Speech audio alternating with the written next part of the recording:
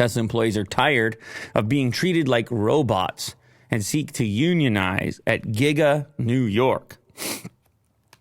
Well, yeah, what can I say? I'm not in there. I presume any assembly line, most assembly lines are going to make you feel like a robot.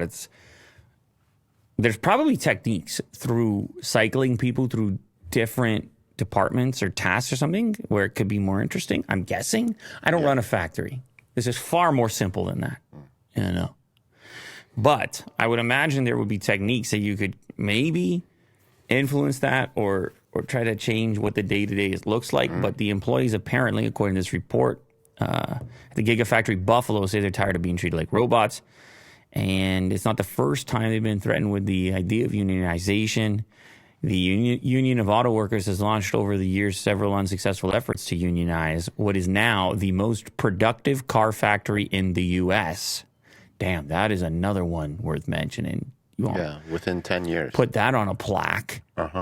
CEO Elon Musk has pushed back hard against those efforts as he was found to have gone too far by the National Labor Relations Board, which ordered Musk to delete a tweet in which he suggested that if Tesla employees unionized, they would lose their stock options. Whew. Heavy-handed. He's like, I'm gonna squash this right now like a little bug. Like a cockroach. I teed that up. I let you have it. Maybe even a cockroach.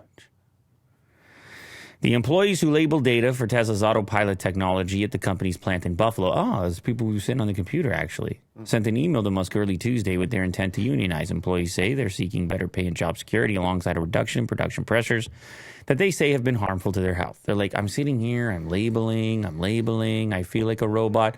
The only thing that's going to do for Elon, though, is he's going to go, good idea. I got to figure out this labeling robot. Forget about all these humans over here. Yeah. He's GPT, help out. He's like, unionize. What are you talking about? He's like, ever heard of Chad? Yeah.